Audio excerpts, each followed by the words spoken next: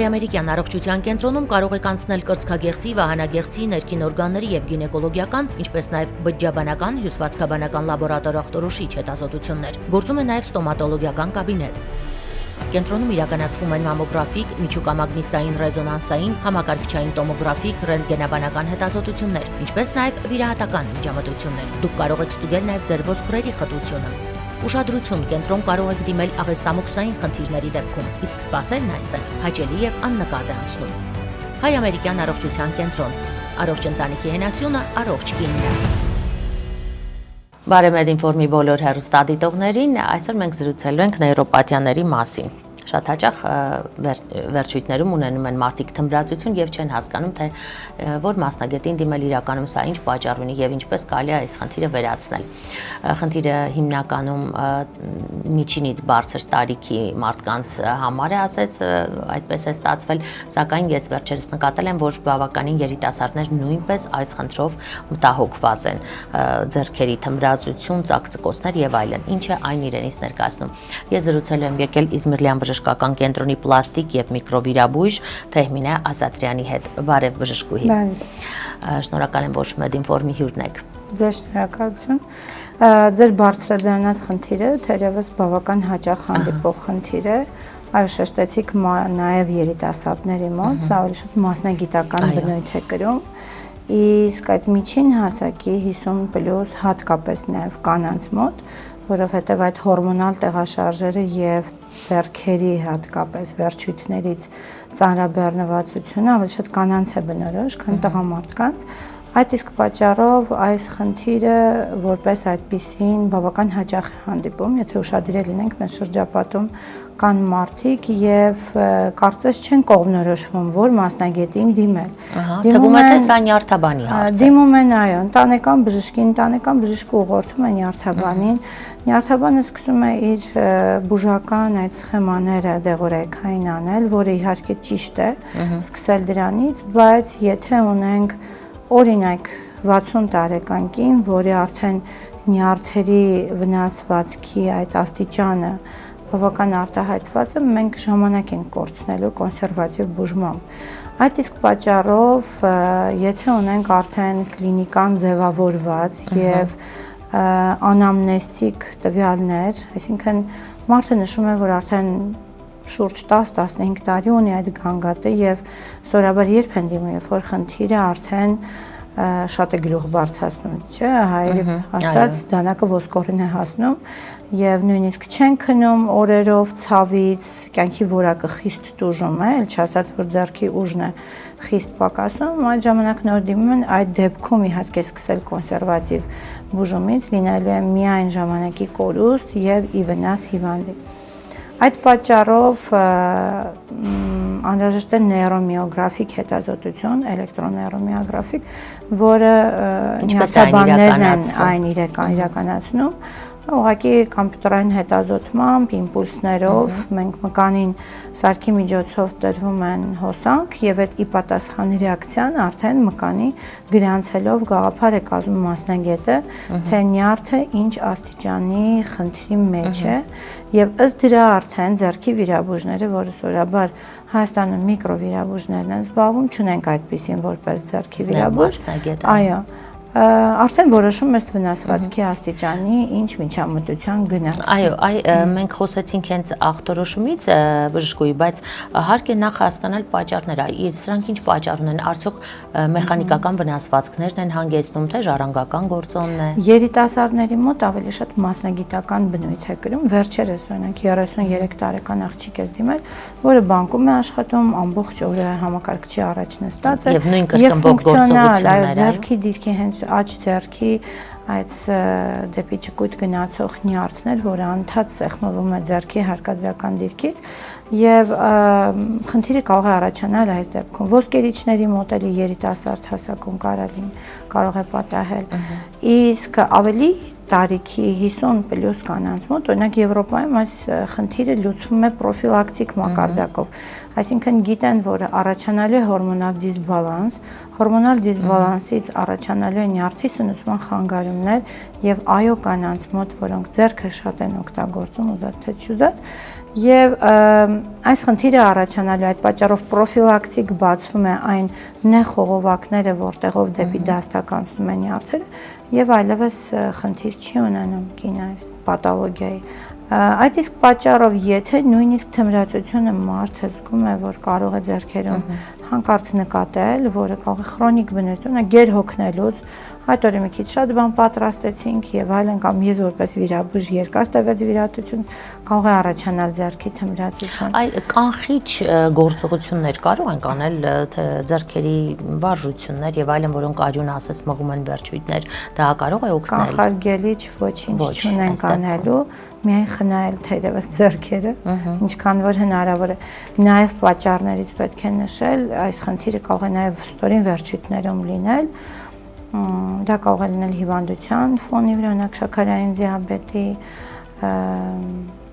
համակարգային հիվանդությունների ժամանակ, տարբեր տիպի, ռևմատոիդ արթրիտների եւ այլն սկլերոդերմիաների չթվարկեմ, որպես սիմպտոմատիկ, այսինքն այս հիվանդությունը դրսևորվի որպես այլ հիվանդության ֆոնի վրա կամ նույնիսկ գոյացություններ, ունեցել եմ մարդ ունեցել է ճարպագունդ, որը ոտքի այն նյարդի շրջանում էր, որը անցնում է նեխողովակով, բայց որը նկատելի չի եղել, այո, նկատելի էր, բայց դա տարիներ կար, բայց երբ որ արդեն նյարդի խնդիր առաջացավ, ոտքը արդեն ուղակի կարծես քաշ էր տալիս հիվանդը, այդ ժամանակ նոր դիմեց եւ հետազոտվելով արդեն հասկացանք խնդրի պատճառը եւ հետեւաբար լուծումները։ Կարող է լինել տրավմաների հետևանքով, անցյալ տարի ունեցել եմ նույնիսկ երիտասարդ 15 տարեկան երեխա, որը ինքնագնացից վայր ընկնելու հետևանքով առաջացել էր հեմատոմա այդ նյարդի շրջանում, որը հետո բերել էր այդ կոմպրեսիոն նեյրոպաթիայի զարգացման։ Դեպքերը բավականին տարբեր են։ Տարբեր են, շատ բազմազան են։ Եվ նաեւ նշենք թերմինը, որ սա հնարավոր է շփոթել այլ հիվանդության հետ, այո։ Նյարդաբաններ, որոնք գլխի չեն ընկնում կամ ընտանեկան բժիշկներ, ոչ նյարդաբան, կարող է ուղղակի ընդունել համակարգային նյարդային խնդիր որպես եւ իր ստանդարտ այդ նյարդաբանական բուժման սխեման իրականացնել։ Ուղղակի պետք է միջզգոն լինել վերջույթների դեպքում, եթե կան նյարդերին բնորոշ գանգատներ, էլեկտրոնեյրոմիոգրաֆիան անխուսափելի է։ Հիմա կան մկնիկներ, որոնք համակարգչով աշխատելուց դիրքն են փոխում, հնարավոր է դա անել, կամ երկարատև նույն դիրքով աշխատելը փորձենք սահմանափակել կամ ձեռքերի դիրքը փոխել։ Այս ամենը աշխատանքն է պահանջում, հնարավոր չէ, ապա երևի թե հնարավորինս ստացվում է մարդկանց մոտ եւ կոմպլեքս բուժում անելուց հետո ֆիզիոթերապիա դիրքային եւ ժամանակավոր սահմանափակելով մենք ունենում ենք կայուն արդյունք։ Բժշկուհի, իսկ եթե խնդիրը մինչ վիրահատությունը որևէ ոչ վիրահատական մեթոդով լուծվի, այ ինչ տարբերակներ կան։ Ոչ վիրահատական բուժմանն են պատկանում դեղորայքային բուժումը, որը ինչպես խմելու տեսքով է, այնպես էլ տեղային այդ նյարդի վնասված, այտուցված հատվածում հորմոնի ներարկում, որը ժողովրդի մեջ հայտնի է բլոկադա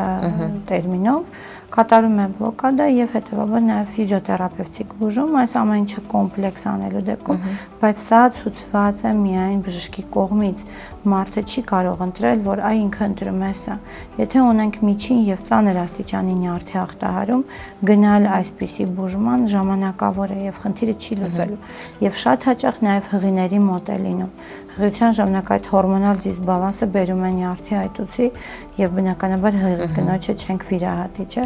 Այս этаպով մենք երկարացնում ենք այն ժամկետը ռեմիսիայի լատենտ շրջանը, որքան ժամանակով է երկարացում, այ որքան է օգնում այդ բլոկադասը։ Մինչև 6 ամիս 1 տարի կարող է խնդիրը, այսպես ասած, քնել, բայց չի վերանում։ Եվ հղիության ֆոնին օրինակ այս գանգատները կարող են իսպառ անցնել։ Եվ կինը ունենա, ասենք, մի 20 տարի հետո։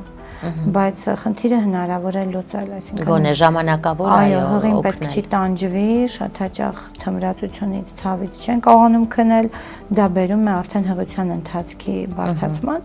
Ուղղակի կարելի է հանգիստ 5 րոպեանոց պրոցեդուրայի բլոկադա անելը եւ չունի հակացություններ, կարելի անել եւ հանգիստ խնդիրը լուծել ժամանակավոր թերևս։ Եվ քանի որ դուք միկրովիրաբույժ եք, այս խնդիրը վերջնականապես լուծվում է հենց վիրաբույժի զարմանալի ձեռքերի շնորհիվ, խնդրեմ ներկայացրեք, թե այս դեպքում ինչ վիրահատություն է կատարվում եւ առհասարակ։ Վիրահատությունը ինքը բարդ վիրահատություն չէ, տեղային վիրահատություն է, ընդամենը մոտ 30 րոպե տևող, ընդամենը այդ նեղ խողովակը, որը դառնում է պատճառ նյարդի սեղմման, կարծես նյարդը չի տեղավորվում արդեն, ուղղակի այդ խողովակը բացվում է տեղային անզգացման պայմաններում եւ շատ հաճախ մարդիկ, որոնք վախենում էին կամ չգիտեին վիրաբուժական այդ ծավալի մասին, հաճախ ասում են երանի մանայի նախորոք ավելի շուտ կդիմեի, այսքան չէի տանջվի։ Եվ իհարկե վաղ этаպում վիրահատությունը տալիս է հրաշալի արդյունք։ Վիրահատությունից հետո կան սահմանափակումներ, որ եթե չպահպանեն կկրկնվի խնդիրը։ Չի կրկնվի, բացառվում է կրկնվել, ուղղակի 1 ամսվա վերականգնողական этаպի անհրաժեշտություն ունենք, որից հետո մարդը վերադառնում է իր կյանք։ Այսինքն 1 ամսում չի կարելի կրկնել այն գործողությունները, որոնք սովորույթի ուժով բերել են այդ խնդրին, այո։ Բնականաբար։ Այո։ Կենցաղում կարելի է ձեռք օգտագործել, բայց մասնագիտական Ընդհանրենք, ինչպես նշեցիք, համակարգչի մոտ նույն դիրքով Չէ, նստել է։ կարելի է 3 շաբաթից հանգիստ կարելի է 3 շաբաթ հետո, աշխատել, այսինքն սա պետք է աստիճանաբար կատարել արձակուրդային շրջանում։ Կարծես թե, Մոտ այո, մասնագիտականը։ Եվ վերջում ձեր խորհուրդը կցանկանայի ուղղեիք բոլոր այն մարդկանց, ովքեր այս խնդիրը իսկապես անտեսել են, կա խնդիրը առկա է, սակայն որպես այդպիսին ուշադրության կենտրոնում չէ։ Խորհուրդ կտամ ուշադիր լինել գանգատներին, չանտեսել մարդի իր օրգանիզմը, պետք է սիրի եւ օրգանիզմի լեզուն փորձի հասկանալ, եթե ինչ որտեղ կա ցավ, նշանակում է օրգանիզմը դրա միջոցով աղաղակում է եւ հասկանալ, որ այս խնդիրը լուծելի է եւ ծանր этап չունենք, բավական կարճ ժամանակում կարելի է լուծել, զգույշ լինել, որպեսզի տրավմաներից խուսափել, վնասվածքներից։ Թերևս այսքան։ Այո, շնորհակալ եմ բժշկուհի։ Շնորհակալություն։ Առողջ եղեք, մենք կհանդիպենք։ Հայ-ամերիկյան առողջության կենտրոնում կարող եք անցնել կրծքագեղձի, վահանագեղձի, ներքին օրգանների եւ գինեկոլոգիական, ինչպես նաեւ բջջաբանական, հյուսվածքաբանական լաբորատոր ախտորոշիչ հետազոտություններ։ Գործում է նաեւ ստոմատոլոգիական կաբինետ։ Կենտրոնում իրականացվում են մամոգրաֆիկ, միջուկամագնիսային ռեզոնանսային, համակարգչային տոմոգրաֆիկ, ռենտգենաբանական հետազոտություններ, ինչպես նաև վիրահատական միջամտություններ։ Դուք կարող եք ստուգել նաև ձեր ոսկրերի խտությունը։